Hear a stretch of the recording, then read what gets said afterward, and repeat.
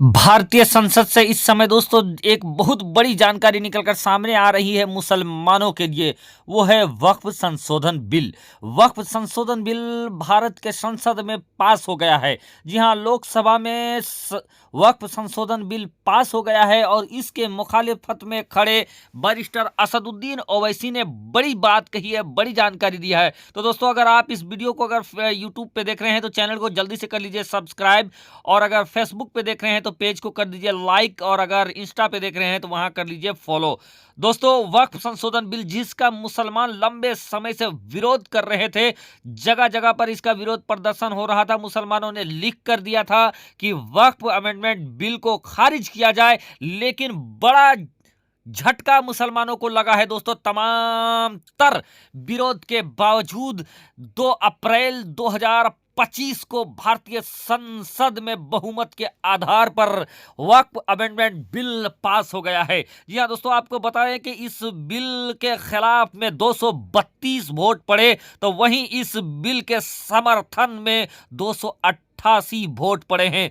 दोस्तों, 288 वोट पड़ने के बाद ये बिल लोकसभा में पास हो गया है और आज राज्यसभा में एक केंद्रीय संसदीय मंत्री और अल्पसंख्यक विभाग के मंत्री किरण रिजिजू आज लगभग 1:30 बजे इस बिल को पेश करेंगे दोस्तों, और राज्यसभा से पास कराने की कोशिश किया जाएगा। लेकिन जैसे ही इस बिल को पास किया गया राज्यसभा के अंदर, MIM all India Majlise Ittehadul Muslimeen के सुप्रीमो बैरिस्टर असदुद्दीन ओवैसी ने इस बिल की मजम्मत किया, जमकर इस बिल के खिलाफ में बातें कही। वहीं दोस्तों, उनका एक बयान भी वायरल हो रहा है कि सरकार वक्फ अमेंडमेंट बिल जो ला रही है, ये वक्फ संशोधन बिल नहीं, बल्कि ये बिल वक्फ को कानून खत्म करने वाली, बर्बाद करने वाली बिल है।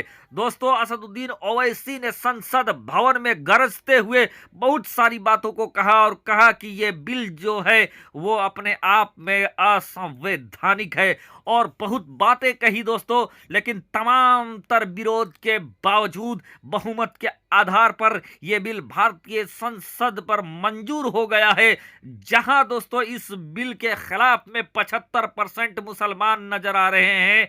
तो इस बिल के समर्थन में भी अब नई नई तंजीम के मौलवी मौलाना निकल रहे हैं, जो कांग्रेचुलेशन बधाई इस बिल के पास होने में दे रहे हैं। तो इस बिल के सपोर्ट में भी ये आप समझ लीजिए 10 से 15% मुसलमान हैं, तो बाकी मुसलमान इस बिल के खिलाफ में अभी भी मौजूद हैं। लेकिन दोस्तों, बड़ी जानकारी यही है कि असदुद्दीन ओवैसी ने जमकर विरोध किया, लेकिन अब यह बिल पास हो चुका है लोकसभा से।